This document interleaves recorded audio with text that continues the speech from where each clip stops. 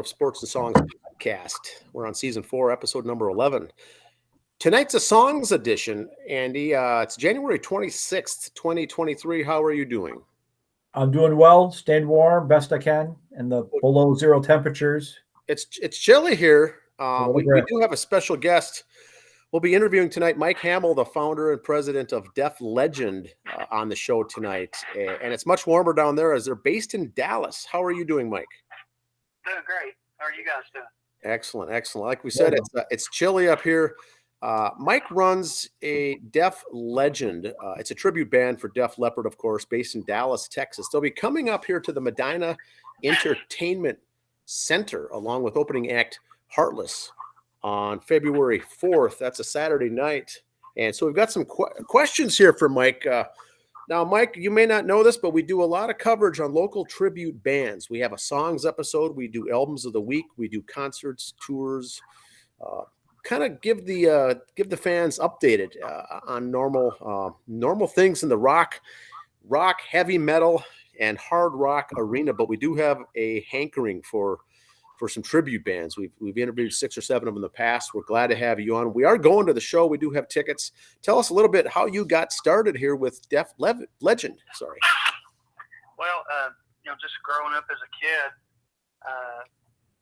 Def Leppard just tended to be the band that I leaned to the most. Van Halen was probably like most people that play guitar. That was my influence to want to pick up a guitar and learn to play it. Was when I heard Eddie Van Halen, and Van Halen won. But as I got a little older, my music taste broadened.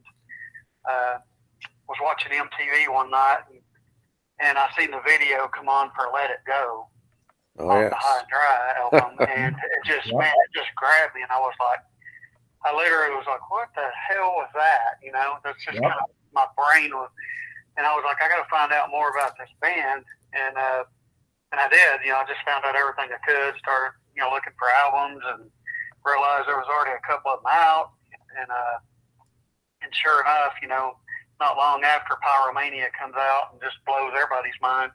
But they were one of my favorite bands, of course, from my childhood. And I was one of those guys that played original music most of my life, and had kids young, like most of us, a lot of us do. I had kids young, and kind of got away from music in my mid-20s to late 20s, somewhere around there, 28. I think I finally stopped chasing the dream, Yep. And then, kind of did the dad thing for many years. And as my kids got a little bit older, I decided I want to start playing music again. And, I never stopped playing, but I'm talking about like in a band situation. And so I jumped out and got a couple of cover bands and did that stuff for a couple of years. And then, lo and behold, here in the Dallas-Fort Worth area, these tribute bands started popping up. We've all seen the Elvis shows and the Beatles shows and all that kind of stuff, but there was really nothing else, that was just in your face every time you turn around. And so I met a guy at a gym one night, and he told me he was in a Kiss tribute, and it kind of intrigued me. I was like, really? And they were playing a show, and so I went to see it, and it kind of just blew my mind, the crowd that showed up to support this Kiss tribute. They went all out, costumes, the guitars, everything was pretty much perfect. And when I seen the crowd reaction and how they just affected, you could tell it just took people back to a time. It just really spoke to me about what I wanted to do. And I knew at some point that I was going to do this Def Leppard show. So it didn't happen immediately. In fact, it was a few years later before this even started. But that's kind of my story. But, after, Pyromania, Hysteria comes out, and then, we all know the Steve Clark story, Rick Allen stories, all the tragedies of the band, and then, Adrenalize even comes out, and that one blew me away. I mean, I just loved everything they did up until that point. And, I have other favorite bands, again, Van Halen, I'm a big Rush fan, Journey, a lot of that stuff. Striker, I love that band. Just a lot of influence. But whenever it came down to doing a tribute, it's very, very important in the tribute world who you pick to tribute, because nowadays we travel quite a bit, and we see a lot of tributes and hear of a lot of different things going on.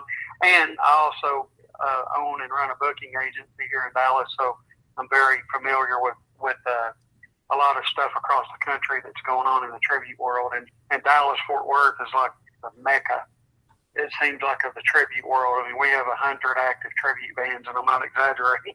I mean, for everything you can think of: pop, country, rock, metal, just everything. It's just insane. But I think what you pick to tribute is important, and luckily for me, Def Leppard is my favorite band. So I decided to give it a shot and see what would happen. I did my research. There wasn't a lot of them, really in the world at the time. Def Leggend, we celebrated our 9th anniversary back in August. So this coming August, the band will hit the 10-year mark, and it's been an amazing ride. I mean, I never thought back then that it would be where it is today, and that we'd be getting to do the kind of shows we get to do, the travel we get to do, the money we make. It really blows my mind, but it's definitely been amazing, to say the least. That's fun stuff. Minneapolis, St. Paul, Twin Cities area here is big in the tributes, and we're helping push a lot of these things that come in, and it's fun to go to, fun to watch. It's an intimate experience, right in your face. We get a kick out of it. Andy and I get a kick out of it. Yep. Can you tell us a little more about the players in the band, and who they play, what instruments, and who are you then when the show starts? Who are you, Mike? Right. I'll be Phil Collins. Nice. Now, minus the 6-pack. You keep your shirt on, do you, Mike? Keep your shirt on. Andy asked if you keep your shirt on. I absolutely keep my shirt on. If I was built like that guy at 65, I'd probably take mine off too. But amen. But so I do play the Phil Collins part. The other guitar player, depending on what era of the show, we do all 3 eras of the show. So okay. We can do the Pyromania era, all the guitars, costumes, everything that they kind of wore back in that time frame. We also do the Hysteria show with we all have the guitars from the tour, from the In the Round tour for Hysteria, and then we mainly do the modern show because we're also guys that are older guys in our 40s and 50s, and we have one 30-something, but we'll get to that later. Yeah. We have the baby of the band. But 3 of us are in our 50s, one's in his 40s, and then one's in his 30s. And it says here, they have combined 100 years of playing experience, so that's awesome. Andy and I here are both also in our early 50s and love this kind of music. So that's 100 years of combined music. That's looking forward to that. We have some experience. We have a lot of experience. John Inman plays the Vivian Campbell / Steve Clark role, depending on what show we do. And John is also a guy that's been playing guitar for 30-something years. He's a music veteran here in Dallas, plays in a ton of different bands. He's a full-time musician, so he can get a call tonight and go show up, play, top 40 top bands and the dance party. So he can do all that stuff. But this is his baby. He loves this one. And then Taylor Dennis is our bass player. He's the young one. I think he's 32.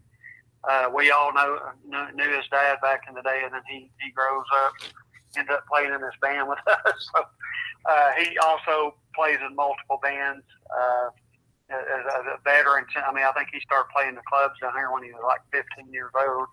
So he's a veteran. Our drummer is Ken Kadelka, and he is a 20-year veteran of the band Lily and Axe. If you guys have ever heard of Lily and Axe. Yep. Ken wasn't their original drummer, but he came in after that. Played with those guys for 20 years. Yeah, Andy said he's familiar with that. He's heard of them. Yeah, he's heard of them. Yeah, show a little love. That put them on the map back in the day. Oh yeah. But yeah, so Ken, so he played with those guys for 20 years. He's also played in a band with original Lily and Axe singer Ron Taylor called Low Side, which also featured the bass player from Hell Yeah, which is Bob Zilla. Those guys are all in a band together recently as well. So that's Ken's story. And then so those guys, myself, Taylor, John, and Ken, we've been together for 8 years now. Those guys have been with me. You know, the first 2 years of the band, I had some other players, other singers, and all that. You know, the first couple of years of the band, and but the playing lineup has been solid for 7+ years, almost 8 years now, I think. Yeah, that really helps. The continuity and chemistry of the band it's outstanding. It really is. I mean, honestly, after all this time, every blue moon, we still, we'll mess up something in a song, and it's just like, everybody knows what everybody's thinking. And we messed up. Recently, we messed up a song actually on New Year's Eve down here, and nobody flinched. And next thing you know, we were right back at it, and the crowd didn't even notice, and there were musicians in the crowd. And I was like, man, one of my buddies was like, man, I can't believe we messed up that part of whatever song it was. And he's like, what? And I didn't even catch it. But anyway, so that's kind of chemistry the players have. Now, the new guy in the band is our singer, Justin Whitehead. Justin he is a veteran in the cover band scene here. Didn't really know him until a year or so ago, or know of him. And we ended up making a change at our vocal position last April after, being with a guy for 6 years. And he actually, Wes Willenberg was like I said, he was with us for 6 years. And we've done a lot of work actually in the Minnesota, Wisconsin, North Dakota, all that, Iowa. We've done a lot of work up there the last, several years. We've probably played in Minnesota more than any other state in Texas, to be honest. So really, so what's the connection? And my other question is, for tribute bands, do they travel that much? Is that common, or they typically play the local scene? Most of them stay local. It's just not what we wanted to do. I think it gets stale for people to see the same thing all the time. So like I said, Dallas is a big market. We have huge venues down here that house the tribute shows. There's probably half a dozen, venues down here that are 1,000 to 1,500 seater type rooms that tribute bands just continually fill up in this area. But we just don't. We try and only play our home area every 4 to 6 weeks. So the rest of it, we like to get away. Texas is huge, so we can go all over the place here, and we've been every corner of the state, I think, over the years, and so we try and spread it out, and I just don't want somebody to say, oh, Def Legend's playing Friday night, and then, they get off work, they're tired, and they're like, oh, well, they're playing next Saturday somewhere too, so I'll just wait to go to that. I don't want to be that, I don't want to be that band that'll play a donut shop, for, $500. I want it to be something that people are excited about, right. And I think that's part of the problem with staying local all the time is you oversaturate your own market. People are, there's no wow factor to it anymore. And, cause it's a business. It's fun and everything, but it's also a business. And, so we try and treat it like that. So I've reached out across the country over the years. I've made connections with different agencies and actually one there, in you guys' area, 1013 Entertainment. Yep. With our agent, Lenny Van Carey. I don't know if you guys know Lenny, but he's been really good. He's become really one of my closest friends over the years, and he's very good to our band. He believes in us, and so he keeps us busy. We're there, and like I said, this weekend of February we play at Medina, and then we go over to Danbury, Wisconsin to play one of the casinos. Honestly, I don't remember the name ever off the top of my head. Sure, yeah. And then July, some of that stuff will be announced later. We'll be back up in that area in July. So we'll, and then I think we'll be back in that area in September. So we've never visited Minnesota 3 times in 1 year, but it's going to happen this year. So, awesome, Andy. Do you have a question for Mike? Yeah. Well, I see you're playing in St. Croix the night after here. Then you come back in July for Fun Fest in Eagan. But you're opening up. Heartless is opening for you. You're both with 1013 Entertainment. Has it ever worked where Heartless is opening for you, and then you find out later in the year you're opening for another band that opened for you? You guys kind of switch roles. If we had to, you were kind of cutting out, but I think I got most of that. I don't know what some of the rest of that holds in July. I don't know if we're play in the last slot or before, but it's fine. We're good. We're workable with any of that, So we agree on to come do shows, and we agree on money, and we just do however they want to do it. I see. Most of we rarely open, to be honest. I see. But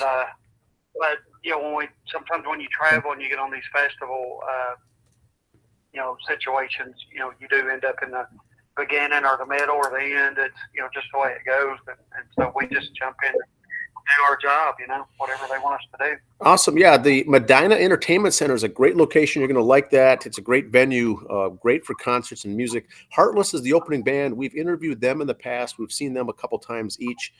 They're a very good band that does all basically, your heart material. A lot of older stuff too. They got some good stuff there from the 70s. I do like that you guys play all the different genres there, the 3 different layers for Def Leppard.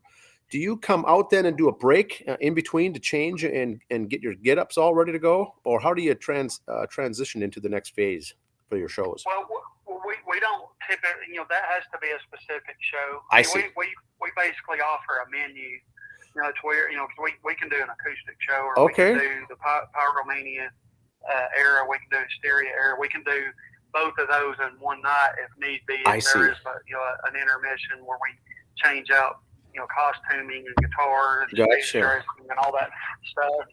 And then, like I said, most of the time, honestly, with social media and all that, and the internet and everything, the modern era and the modern look of the band is really surprisingly the most popular one. Okay. Because it's just what people know, because all the people our age, are going to these concerts now more than they did when they were kids. It's true. They're seeing what they look like today. So it's honestly we only do a few what we call our era shows a year, but they are more expensive. It's a lot of work. It's carry a lot more equipment as far as guitars and clothes and all that kind of stuff. So, but people do buy it. It just has to be the right situation. It's not something we'd do in a club. It's something we typically would do in a theater or a private event, things that, where they specifically want to see, Def Leppard through the years. We haven't done the 30 years show yet. Okay. Where we actually start with pyro and morph into Hysteria and then morph into the modern to end it out. That's a crazy show. We're working on that. We want to do it, but it's a lot of work. We also, which you guys will see Saturday, is the thing that I think has helped us grow and be where we are with this. If you can say that. Sometimes it's still funny to me that the tribute thing is as big as it is, even though we're fortunate enough to be one of the ones that get to do a lot of the crazy cool stuff. But I think part of that reason is we've really taken it serious into the detail of a lot of the things, just like the drums. Our drums will sound like the Hysteria record. Okay. We have all the electronic triggers. We use the same guitar units they have that they're touring with from Fractal. We even have just really worked on the tonalities of the records and stuff like that for the songs, and we have the guitars. I mean, like I said, we have the guitar. The guitars you see on stage are what they tour around with and play today. The custom Phil Collins guitars. I have about 12 or 13, I think, of his custom guitars that cover every era of the band. And it's a big investment. And the bass guitars, you'll see are the ones Rick Savage plays. So the Viv Campbell stuff. Him and Steve Clark both played Les Pauls, and John plays those. And so you'll see. And there's one thing a lot of people say is like we get to play in front of a lot of big crowds, and it's super nice, and we're so thankful for that and appreciative. But a lot of pictures from back, like in the back of the rooms, we always get the comments of y'all look like the band on stage, and there are some pictures it really does. So like you look up there and you see the right guitars, and you see the name of the band aesthetically resembles Def Leppard. Just all those things. It just looks right on stage, and then our visual production is quite a bit different than probably any. There's very few tribute bands that probably carry around the show that we do. We have a 28-foot trailer that's full of, lights and trussing and video screens and drum risers and all that kind of stuff, So it's a big visual production, too. And, we have a full-time sound guy that travels with us. We have, a guy that runs our live video show. So we have to have a crew to put the show on. It's not just the 5 guys anymore, like we started with. There's typically 9 or 10 of us traveling when we do this stuff, because that's what it takes to build the show and run it and tear it down and get out of there, So so you guys will see it. It's pretty cool. We're proud of what we've done with it, for sure. That's awesome. And Andy, do you have another question? Yeah. Have you ever heard from the guys in Def Leppard themselves, good, bad, or indifferent about your show? Yeah, actually, let's see how many of us. I think 3 of us in this band have actually met, one of their members from time to time. It's kind of funny. A couple of years ago when they were doing the Las Vegas residency, it was the same week as my wife's birthday, so we flew to Vegas for her birthday, but we also picked one of the nights to go to the concert. And so we got over to I don't remember if it was Planet Hollywood or whatever it was, whatever casino it was. We went out early so we could eat and kind of walk around and check out the mall that wraps around the casino and all of the theater and where they did the show.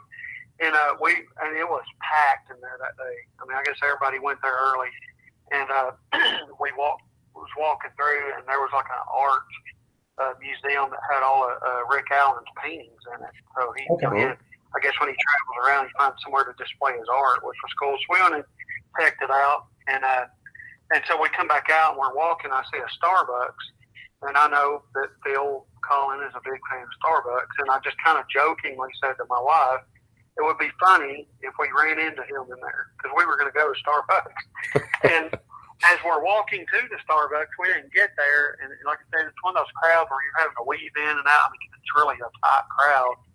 And like just a second later, next thing I know, me and Phil Collin are nose to nose staring at each other. That's how it happened like that. And at first, I just kind of walked past him because I was like, I'm not going to be that guy. And then, he was standing there with his wife and his son, and they were, talking to somebody. And then that person walked off, and I was like, you know what? I'll probably never get this chance again. So I walked over, and I actually had a Def Legend shirt on, and my introduction to him was, I was like, hey, I play you in this band. and he said, because, like a year or 2 prior, our former singer had went to concerts in Houston and San Antonio and had a friend that had backstage passes, and he met Phil Collin. And so he told him all about our band. So that's what he told me. He's like, I remember that band. And he literally told me, he's like, I met your singer in Houston. He had picked out Houston. I don't know if he remembered both of them, but he said, I met your singer in Houston. So I remember your band. But anyway, we were talking. He was super cool about it. And he was just, I asked him, what do you guys think about this tribute stuff, going on in the world? And he said that they felt very flattered by it, and but that none of them had actually ever seen one in person or live or anything. But, he said he felt, that they all felt very flattered about it. Because there's some people out there, like Don Henley, they're not very big fans of it, and they make it very well known that they're not. And even some of them go as far as trying to keep you from actually playing in certain venues across the country. But thank God they're not like that, and that made me happy, because, I might have felt different about doing it had that, went differently. But yeah, he was really super cool. His wife found out it was my wife's birthday and just was very nice. And even like the next day, reached out to my wife on Instagram because it was actually her birthday the next day.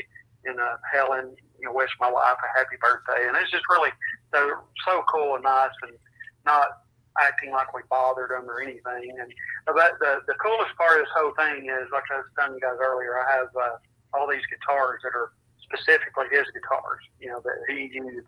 Jackson has made, he designed, Jackson made them, all that kind of. I have a bunch of those, and some of them are rare, I have a couple of them that are, like one of 25 in the world and one of 12 in the world, stuff like that. And so I told him, as we were getting ready to go, I was like, all right, one last thing, I got to at least show you my guitar collection. And so I had this one picture that's nothing but his guitars. And I pulled it up on my phone, and he kind of bent down and looked at it. And he just looked at me and said, wow, you got some of those rare ones. And I was like, yeah, it took me years to find those because they don't ever come up for sale.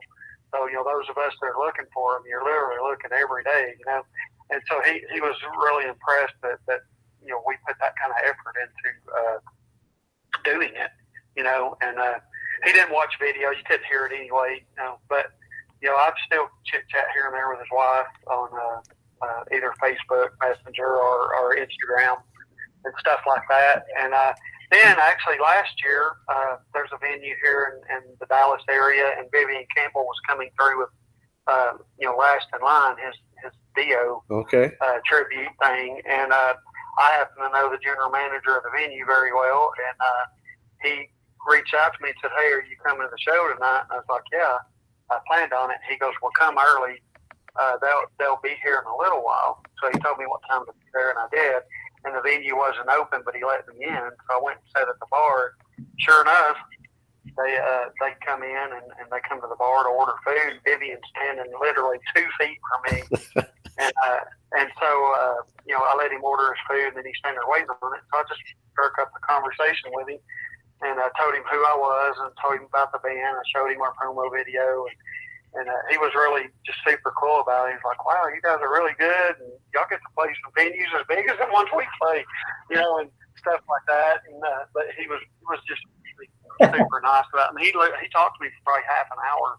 We just sat there at the bar, and he got his food, and we just sat there at the bar and chit-chatted, and he, just the nicest guy in the world, So I've got to meet 2 of them, and our drummer and singer have met Rick Allen, actually in Vegas as well. They went out a couple of days after I went home, and they ended up catching Rick Allen in Starbucks so, when they went in there. But, yeah, they all seem to be very cool about it, which is like I say, it's really makes you feel good about what you're doing, that they think highly of it, that they're impressed that people think highly enough of them to do something like that. Yeah, it's awesome. Now the show, once again, it's February 4th at the Medina. It's doors open 7 p.m. Music starts at 8. It's a 21+ show. General admission tickets, $17 in advance, $22 a day of the show. It's Def Leppard Legend, Def Leppard Tribute Band. And what we've got on the call here is Mike Hamill, founder and president of Def Legend. One of the best. And it says, actually, this is the world, the best tribute band in the world here for Def Legend. But you can see them on the web at deflegend.com. And also they got a good Facebook presence, a big Facebook page as well. Looks like you guys are playing Oklahoma here next Saturday, and then in 2 weeks you'll be here in the Twin Cities area. Andy, anything else for Mike Hamill here while we got him on? No, just like I said, looking forward to the show in a couple of weeks. Medina's a great place to play. If you haven't met the people from Heartless, they're all really good people. Greg, the bass player there, he's also in a Van Halen tribute band, so he might want to talk guitars with you a little bit.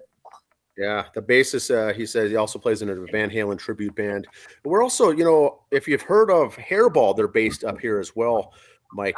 They do a bunch. They travel the country as well too. Andy and I saw them a couple of months ago, and or last month it was, and they put on a fantastic show. They do. I know very well. We actually played Moon Dance with Hairball. Okay. A few years back, and we played Bike Week in Daytona with them, and then we played with them here in Dallas. I helped facilitate a show for them to come to Dallas as well. So yeah, they played at the Medina as well, and it's a good place to do to fit all their indoor stuff. You're limited there with the pyrotechnics and whatnot, playing outdoor festivals, but it's a good setup. Yeah. Well, I think we probably won't do much of that either. But yeah, we're looking forward to it, and I appreciate you guys, having me on, and we've made a lot of friends over the years coming up there, and I'd have to go back and count, but I would think this might be our you know, at least we're getting into the double-digit shows for up in that area for sure. Yes, and I'm sure you must like the outdoor festivals. Do you like the outdoor performing outside versus indoors? Absolutely, and it's much more pleasant up there in the summer than it is here. Exactly.